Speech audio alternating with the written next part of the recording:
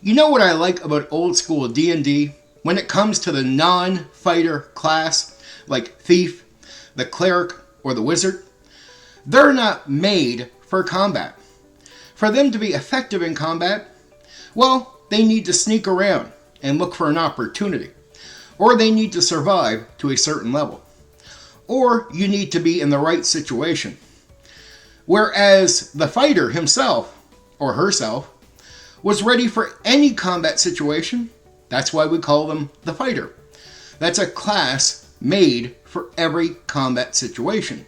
The thief, the wizard, and the cleric are made for other situations. Though they have some effectiveness in combat, it's limited and it's risky. That's why I'm against giving all kinds of combat moves, say through stealth or what have you, to a thief, to try to treat them like another fighter in the group. No, if you want to get your backstab, you're going to have to sneak up behind your enemy. You're going to have to take some risk, and if you do, and you succeed, you can do some major damage. You can be effective in combat.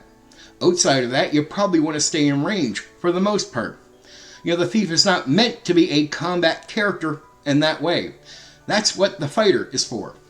Those classes, they can assist the fighter in combat the same way a fighter can assist the thief when they're doing something. I need help moving this. Or the cleric is going to go in and fight the undead. Turn some of them. They need the fighter there to help them. Or the wizard needs to be defended while they cast a spell, so the fighter becomes their shield. I prefer to see a class where it shines where it should, and it can be slightly effective in other areas. So it doesn't replace, the class that is meant for that area. Fighter is meant for fighting. When you get to the wizard, they're a more, you can do anything type of thing. But they're not just combat. And that means they're not going to be super effective in any area. It's going to be, they have some magic that could help here, maybe do some thief-like stuff. They might even have some magic that you would relate to what the cleric can do. And then they have some magic that can be about, combat. But there's some other areas they can shine.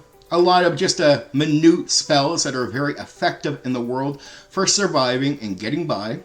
So the wizard is unique in that way.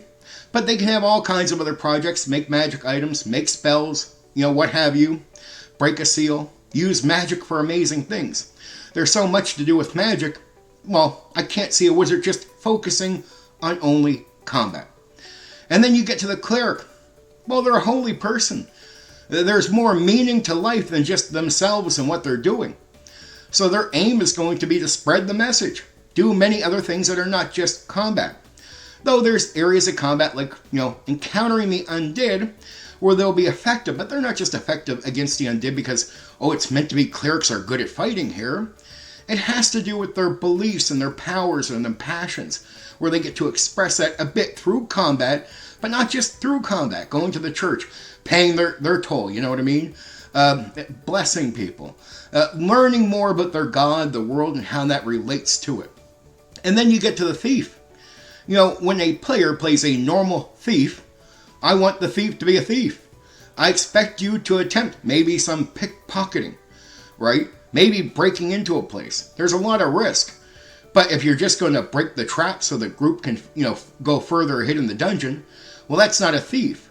Or if you're, if you have all these stealth combat moves and you're doing all this crazy combat stuff with a thief, but you're not picking someone's pocket or breaking into the building and taking the extreme risk of getting caught, well, that's not a thief. Right? You're not really playing a thief. And a thief, again, just like the other non-combat classes, shouldn't be that effective in combat. It should be risky for them to be effective in combat. And that's the point of saying the backstab. It is risky, right? It's a risky thing to do, to sneak up, behind an enemy, get close enough where you have a shorter blade, where you can grab onto the body and just thrust that blade in. Hence, backstab. If you fail, well, you're just a thief. You might not have that many hit points. It could be the end of your character.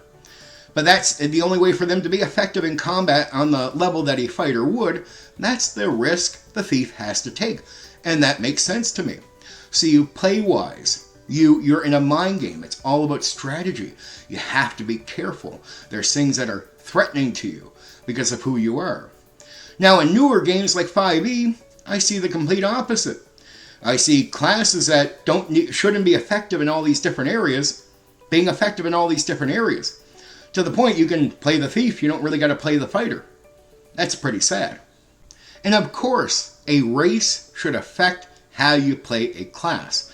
But you still have to be true to the class, no matter what the race or species, as some of the newer people say. It doesn't matter what they're like, there still has to be some things they lean into in the class, and you're true to the class. But when it comes to races, I also see them sort of, not being expressed that well in the newer game. But when you go back to old school, well, the elf, if you play it right, feels different than the dwarf, than the gnome. The dwarf feels different than the human. There's a reason why there's these small differences, minute it might seem to you, that are focused on. The differences between the races, between the classes, they're very interesting. They bring uniqueness to the game, and they bring the game to life. It doesn't just feel like you're just playing anybody, where the class really doesn't matter or the race doesn't matter. You can just do whatever you want. No, I think there are some ground rules to playing the class and playing the race that if you're true to, again, you bring a unique flavor to the game that the other people are going to like, they're going to enjoy that experience. And you're going to, and it's going to bring that world to life for you. There's something special about that world. There's something unique about the people in the world. And there's something to understand about it. If elves are played and presented as they should be, well, then you know who elves are. They become an interesting thing to study. But if elves are whatever you want them to be at any time, well, then what's unique about them? How can we have a conversation about elves? Aren't they just humans with pointy ears at one point? And I notice in newer games like 5e, you see people playing humans with pointy ears, right? I prefer people to play the elf, and for the elf to feel like the elf instead of a human with pointy ears. If you have only experienced something like 5e, and you get what I'm saying, it does feel a bit like what I'm saying. It's an elf. Hey, it's a human with pointy ears. Well then, this is a selling point for old school. There's a uniqueness, right? And a strategy to play. That doesn't have to make the game a meat grinder. You can play wise. And there's something unique about it. A feel. Something you should try before they tell you not to. Before they tell you there's something bigoted about old school gaming. Especially old school D&D. Put that all aside. Try it out. Find out why people have been hooked on those games for decades. And you might even find some people that politically agree with you, or agree with you socially, yet they still play old school. And you might wonder why. Well, I'm telling you there's something special, and you shouldn't miss out on it. In my game, if you multi-class, say for example playing a fighter wizard, and you think you're just going to play a fighter who can run around casting spells, well, that's all you do and you put no time to that wizard part of your gimmick, right? Well, then I'll make it just about impossible for you to find spells in the world. I'll make it very hard for you to find a lab or find something where you can make something, a magical item or something in that vein. I'll make it very hard for you, just about impossible if you put no time to that. And I'll have it that the world will be more fair to you if you put an effort towards, that side of your character, and you're being true to the fact that you're a wizard and you understand you're not just someone just running around swinging a sword. Well, then the world will start presenting you opportunities to find spells, to get access to a lab, to do things. But if you think you're just going to run around swinging a sword and every so often you can cast a spell because you're a fighter who can cast magic, it's not a video game, and I won't let you play my game like a video game. That is the point of this video, is to tell you to stop looking at this like it's gummy bears, or some corny story cartoon, or some video game. Bring a sense of realism to what you're doing, and understand that you'll appreciate it, and that you'll relate with the realism that you're experiencing, and it will feel unique and special. Trust me, especially if you've been playing these games like video games, like the mindset of an MMO.